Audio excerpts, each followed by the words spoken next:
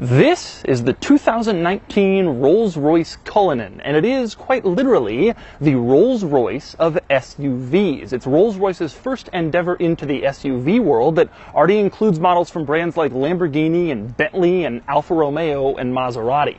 But there are two key differences between this and those vehicles, namely, this is more luxurious and this is more expensive.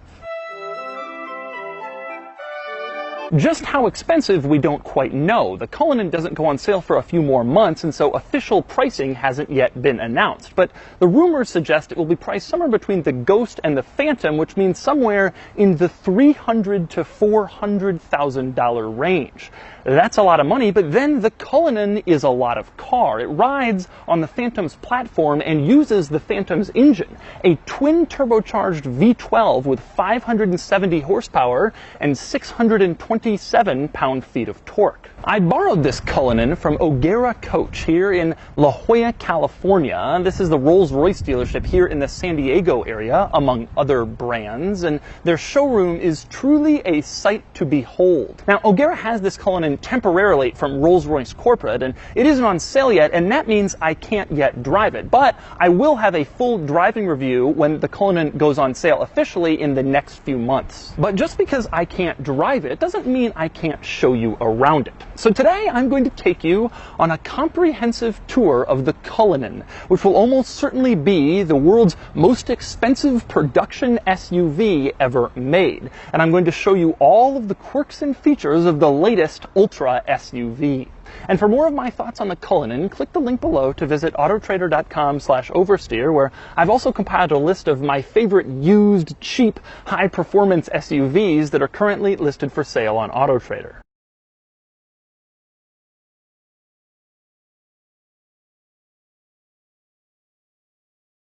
Now I'm going to start on the outside with the doors, and one quick note, I recently reviewed the brand new Rolls-Royce Phantom luxury sedan, and obviously this car shares a lot of stuff with the Phantom, so some things will be duplicated, but in the interest of being as comprehensive as possible, I want to show everything, and so I start with the doors. Now, when you want to get in, you just pull the door handle and the door opens like a normal car door, but when you want to close the door, it is anything but normal. You put your finger here, you tap it, and then the door closes automatically, so you don't have to expel any energy closing the door to your Cullinan. And with the door out of the way, now we move inside, but we're not done with the door quite yet. First, it's worth noting that on the dashboard to the left of the steering wheel, there are two little unlabeled buttons. Those buttons close the doors. The one on the left obviously closes the door on the left side. The one on the right closes the door on the right side. And that means that you don't have to be outside the Cullinan to automatically close the doors. You can also do it from in here, meaning that you'll never have to use any energy to close a door ever again. Now you'll notice that the doors don't open automatically, and I'm sure that's by design. I think Rolls-Royce is afraid of someone parking it too close to something and then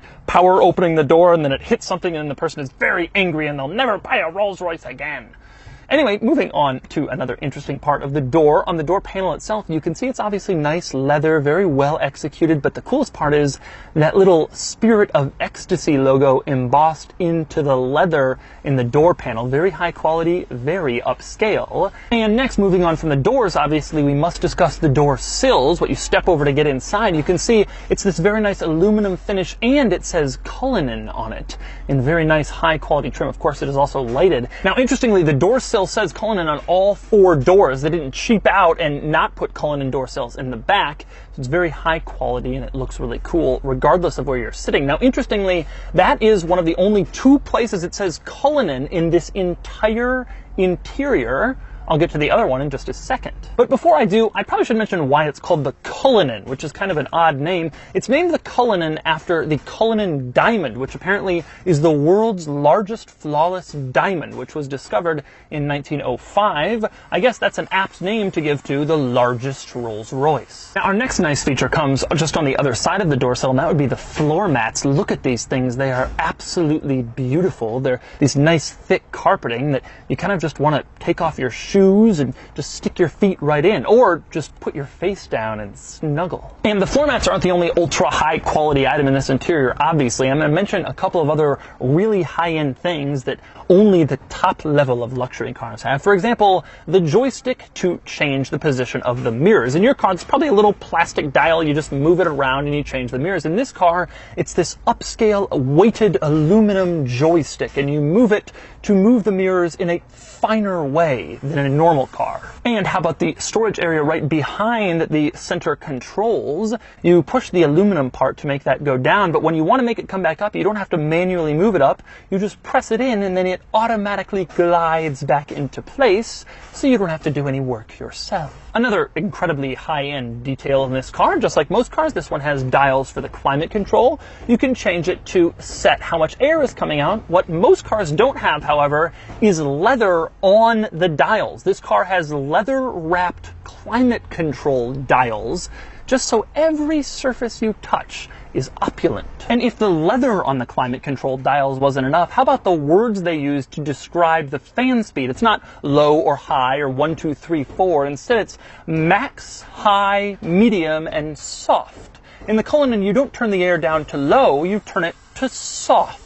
Another interesting item is the lighting binnacle in the ceiling up here, which is rather upscale. There are 4 different silver switches that turn on various things. The ones on the left and right turn on your individual map lights, which slightly brighten and dim when you press it, rather than coming on all at once. But the ones in the middle are even more impressive. One of them turns on the entire lighting binnacle in this nice mood lighting, and the other one turns on only the front half. Again, this is not heavy direct light, but instead it's sort of tempered, quiet, soft light so as not to upset the pleasantness in the cabin. Another high-end luxury touch in this car is the clock. There's no digital clock that's just in the middle of the dashboard being functional. Instead, there's a beautiful analog clock, which on the bottom says Cullinan. That's where the other place where Cullinan appears in the cabin. Now, strangely, by placing it all the way over there, it's actually hard to read from the driver's seat, which is one of the few errors, I think, inside this interior. The other error is the transmission selector. I complained about the same thing in the Phantom. The transmission selector just feels a little bit too flimsy and cheap to be in an incredibly high-end luxury vehicle like the Cullinan. Now, next up, moving away from all the luxury touches and onto some more unusual buttons and switches in this interior, one thing worth noting, this is the very first all-wheel drive Rolls-Royce, and because it's an SUV, it is designed to go, well, at least a little bit off-road. One thing I like is there's a giant button in the center console that says off-road on it. Instead of like 6 different menu options for which type of terrain you're on, this vehicle makes it simple. Are you on-road or are you off-road? If you're off, you press that button. With that said, there are 3 different suspension modes in this car. You can put it in high, medium, or low. Low is designed for easier entry or exit, whereas high is what you would use if you want to go off-roading in your Cullinan.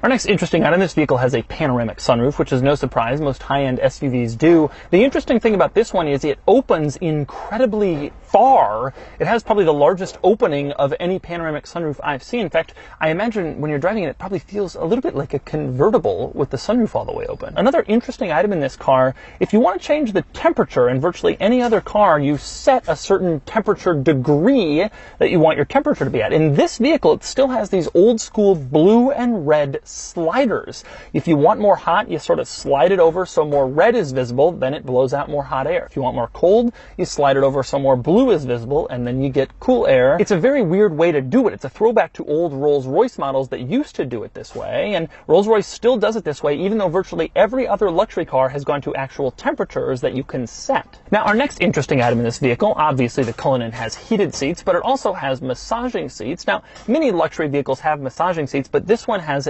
8 different massaging seats modes that can come in 3 different intensities. So there's 24 different types of massage you can get as you're driving down the road, or as you're riding in the front passenger seat, since there's a massage for this seat as well. Another interesting item, there are 8 silver switches, buttons, below the infotainment screen, and normally those would be the 8 radio presets for virtually any other car, but in this vehicle, there are 8 buttons that can do just about anything. You can set them to do all sorts of things, including pull up the climate controls if you want, pull up the navigation map. But that isn't the coolest thing about them. Check this out. You don't even have to touch these buttons to see what they do. Just slide your finger over each one, and the center screen gives you a preview of what's assigned to that button in case you've forgotten. That's amazingly cool. Number 8 pulls up the menu for the Spirit of Ecstasy. That's the hood ornament on the front, the Rolls-Royce logo, and using this menu, you can automatically lower it if you want, and then it goes into its home if, for example,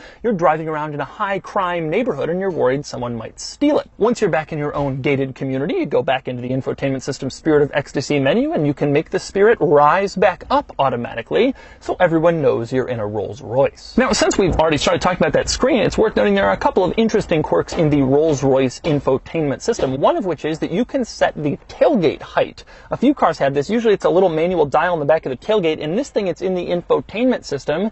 If, for example, you park this in a low garage and you don't want the tailgate to open up all the way every time you park it, you can set it so that it opens lower so it won't hit your garage ceiling. That's a pretty good idea. Next up, if you go into the safety features settings, I really like the graphics they show because they all show a Cullinan doing something. For the pedestrian detection, it shows a Cullinan like bearing down on a pedestrian who's also like a weird ghost.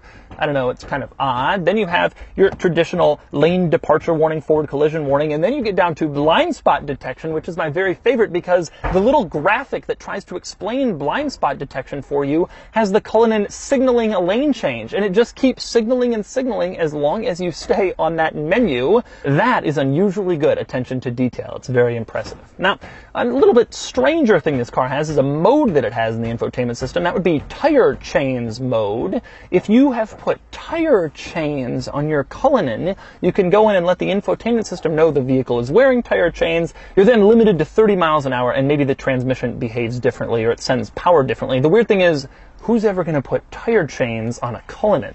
The chauffeur, that's who. Next up, we move on to the camera system. Now, the Cullinan has your traditional reversing camera, your traditional top-down 360 camera, and it also allows you to zoom in on any one area, and it sort of shows an image of the Cullinan when you do. But check this out, you can also select the panoramic view, and then you can actually see the Cullinan as you're moving around. Now, I've highlighted this feature on several different luxury cars now. Nonetheless, it is still worthy of being mentioned because it is just one of the craziest features in the car business. Now, next up, the Cullinan has heated seats, of course, but it's worth noting that it also has another heated item. That would be heated armrests. You can go to the infotainment system and select heated front armrests and have them come on with the heated seat on the passenger side or on the driver's side, and even in the back, you can choose to have the heated rear armrest turn on when you turn on the heated seat, so your butt and back don't have to be the only things getting warmed as you are driven along in your Cullinan. Next up, we move on to the Cullinan's infotainment system volume settings. Nothing particularly interesting in here, except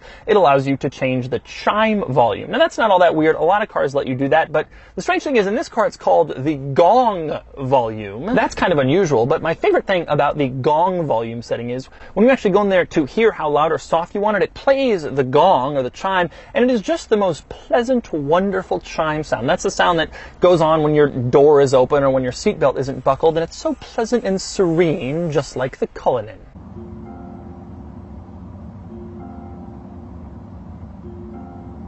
And next up, we move on to vehicle status, and you have my favorite item in here. You can measure the oil level from inside the car. You can see right now it says the oil level is okay, but that's not good enough for me. I want to measure it. So I click on measure oil level, and then you wait, and you wait, and you wait, and you wait. The entire process takes about 2 minutes to get all the way to 100%, but when it finally does reach 100%, you can see that it very clearly says, well, oil level is okay, the exact same thing that it said before. Nonetheless, at least now, we can be certain. Now, the other interesting thing in this infotainment system is the owner's manual, and that's because it has animations. You'll remember this from my Phantom video if you saw it. But the weird thing is, in this car, the animations still show a Phantom. They don't show the Cullinan, which is tremendously disappointing. Come on, Rolls-Royce. If you're going to show animations, animate correctly. Now, right now, I'm watching the animation for the cruise control, and we're passing a Mini. We're passing an X5. Nice job, Phantom. Good going. Oh, wait, we're getting passed by a 7 Series. What is this? We can't stand for that. Oh, look, there's a 5 Series going too slow in the passing lane. Move over, that X5 wants to get by. Come on! Obviously, I don't care what the man is actually saying, but this is a good animation. It'd be better if it had the Cullinan in it. Now, next up we move on to the rear, and we must start with simply getting in the rear. And so the first quirk of the back is the fact that the doors are rear hinged, and that allows easier access as your chauffeur opens the door for you. Now, just like the front doors, the rear doors are automatic, so you tap the door handle, and then the door swings closed automatically. One other interesting quirk of the rear door, something a lot of Rolls-Royce models have, there is an umbrella mounted in here. You push this little button, the umbrella reveals itself, and then you can just put it up. Now, the theory of putting it here is that a good chauffeur can, in one motion, simply open the door, push the umbrella button, and then have the umbrella ready before the door is even open, so the chauffeured passenger will never have to get wet. Now, moving into the rear seat, there are a few interesting items. One is, again, the fact that you can close the door automatically from back here. You don't need to be outside the car. Press a little button next to your head, next to the rear quarter window marked door, and the door just comes closed automatically. So once again, you don't have to put any effort or energy into it. Another interesting item next to that door button, there is another little button there that controls your power headrest. You can push it up or down, and the headrest will automatically whir up or down to your desired position, because of course it will. Now, when you climb in here, one of the first things you notice is there's no screens. The rear passenger is just supposed to sit here? Well, that's where you're mistaken. If you push a little button to the left of the seat in front of you, a little tray table automatically folds down, and it reveals behind it a little screen. The screen is off, but if you push a little button to the right, on the right side of the seat, the screen not only turns on, but sort of automatically whirs out to your perfect viewing angle so that you can now use the screen in front of you. There's one of those screens on both sides of the rear of this car. So what exactly is on those screens? Well, pretty much everything the driver has on the infotainment system. You can change the radio, you can read the owner's manual and see those ridiculous illustrations. You can even get a navigation destination and then send it to the front and kind of send the driver there while you're being chauffeured around in your Cullinan. You also have my favorite feature on those screens. That would be your own personal analog clock, because from this position, you can't see the Cullinan clock up on the dashboard. So you have your own clock in your screen. They could have given you a digital clock, so it was much easier to tell the time, but this is a Rolls-Royce. Even the screens have analog clocks. Now, when you're done with your screen, you simply press those two buttons again. Press the one on the right, the screen turns off and folds back. Press the one on the left, and the tray table folds back up into the seat, so it's like the screen was never even there, in case you want a simpler ride in your Cullinan.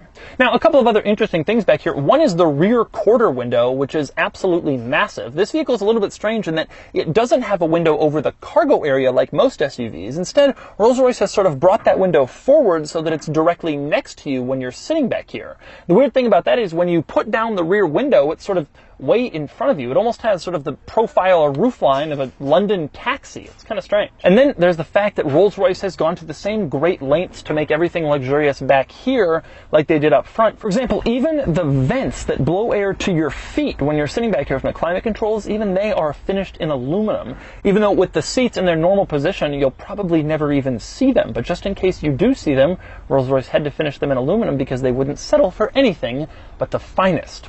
Here's a really weird feature of the Cullinan. While you're sitting in the back seat, you can automatically fold down the other back seat. There are two little buttons hidden in each rear door panel. You push the one corresponding to the seat that you want to fold down, and then it folds down automatically. So if you're sitting back here, you want to grab something out of the cargo area, you can't reach it, well, just push that. The seat folds down and suddenly you can grab it, and you can even put it back up. You pull the little button again, the seat goes right back up and back into place. I've never seen any other car that allowed you to do that from the seating area. only from the rear. That is pretty cool. Now, I tried to lower the seat that I was actually sitting in, and unfortunately the Cullinan will not allow you to do that. Instead, it sounds the gong. Now, next up we move on to the back of the car, where there are a couple of interesting quirks and features, as you might expect, considering that Rolls-Royce doesn't traditionally make vehicles with tailgates. Now, for starters, the tailgate opens in kind of an unusual manner. The top bit opens, and then press a little button, and the bottom part opens separately, so it's a split tailgate. The theory here is you can have a nice picnic on the back of your tailgate if you want. The Range Rover is the same way. Now, there are a couple of interesting items at the tailgate. One is how you can open it. You can do what I just did and press the buttons back here, but there's also a button in the front on the driver's door panel that you can pull, and that will open the tailgate. Now, the crazy thing about that button is if you push it the other direction, it will also close the tailgate, which is unusual. Most cars have power trunk release, but for liability reasons, automakers are scared to have the thing closed, but apparently Rolls-Royce wasn't worried about that. Another interesting thing with the tailgate is there is a $30,000 option to have two seats back here, two sort of rear-facing outward seats, so you can have a picnic in your Rolls-Royce seated luxury. Obviously, you can't sit in the seats while you're driving, but they're there for picnics or maybe fox hunts. I'm not really sure. Now, there are a couple of interesting quirks about the cargo area that are worth mentioning. The most interesting is the fact that the load floor can change its shape. I'm serious. Right now, it's sort of tilted up in the back, but if you have a particularly large item, you can press this little button on the top of the lower part of the tailgate, and the load floor automatically goes flat, which is really impressive and kind of unusual. Another interesting item, obviously you can drop the rear seats from back here. Most luxury SUVs have that feature. This one is kind of unique in the sense that it allows you to also pop the rear seats back up into place. They automatically go back where they belong if you push the button the other direction, which is kind of a cool little feature. But let's go back to the seats being folded down for a second. Now, when they're down, you can use that button that changes the shape of the load floor to kind of raise it up so that the load floor is now flush with the rear seats. And that way, if you're trying to put in some large item back here, it won't get caught or something on the back of the rear seats. And what that means is basically that the cargo area can transform from being completely flat to being sort of angled with the rear seats, depending on what you need for your specific piece of cargo. And I've never seen that before in any other luxury SUV. Now, a couple of other interesting items in the tailgate and the cargo area. One is that if you lift up the floor in the cargo area, you can see there's a little hidden compartment back here, like a trunk in your cargo area. It sort of hides stuff if you don't want anybody to see it when they look in. In fact, it would hide it from just about anybody, even if you're coming back here, unless you know that it's there, basically, unless you've seen this video. Now, the other interesting thing is because the tailgate is a clamshell, if you want to close it, you press a little button, and then both pieces close on their own, and then they sort of meet together in the middle in order to be fully closed. Now, next up, moving on to the turn signals. They're kind of cool both in front and in back. In front, it's just this LED line that lights up right below the headlights. And while we're talking about the front headlights, we might as well show what this car looks like with its driving lights on. It sort of has the unmistakable Rolls-Royce look with these LEDs sort of adding a nice accent to it. And speaking of lighting and the turn signals, in back, the turn signals are also very interesting looking. They're upright and very stately and luxurious. They're the Rolls-Royce of turn signals. Now, next up, we move under the hood, and there's not anything particularly quirky under here, but I will say it's not often you open the hood in an SUV to reveal a giant turbocharged V12. 570 horsepower, 627 pound-feet of torque. This thing is a monster. A very pleasant, stately monster. Now, next up, another interesting detail back here is between the doors, it's this plaque that says on it Rolls-Royce Goodwood and has a few designs and the vehicle's serial number. When the doors are closed, you can't see this plaque, but when both doors are open, you can see it in its entirety. Like right now, it's supposed to signify and help you remember that all Rolls-Royce vehicles are built by hand in Goodwood, England. And finally, two more interesting exterior quirks. One is the RR badge in the wheels. I've mentioned this in every Rolls-Royce Rolls-Royce review I've done, but you kind of have to because it's so cool. It's weighted so that when the car drives down the road, the RR is always facing the correct direction so that all bystanders know precisely what you're driving. The other interesting exterior item in this car is the key, which looks fairly normal, like a pretty standard key, except it has leather on the back, so it's a little higher quality. The thing I like most about this key, though, is in order to lock the car, you press the Rolls-Royce logo, which is a small little touch, but it must feel very satisfying to press Rolls-Royce and just walk away. So that's a comprehensive tour of the 2019 Rolls-Royce Cullinan, likely the world's most expensive and most luxurious SUV ever. Now, like I said, I can't drive it, but I will drive it soon and I'll report back. But given the incredible level of features, the amazing amenities, if it drives anything like the Phantom, I think it's safe to say that Rolls-Royce has truly managed to create the most impressive luxury SUV in the world.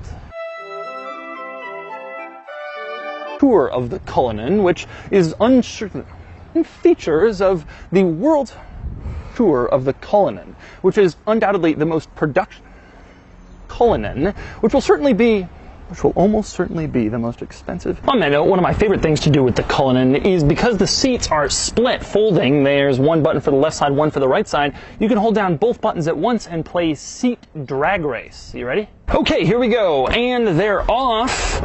Oh, left is off to a slight lead, just very slight, maybe a centimeter total. Come on. Oh, left is slowed down, right is taking the lead. Oh, left is the lead back. Oh, wow, it looks like left got down just maybe a quarter of a second earlier. Well played, guys, well played.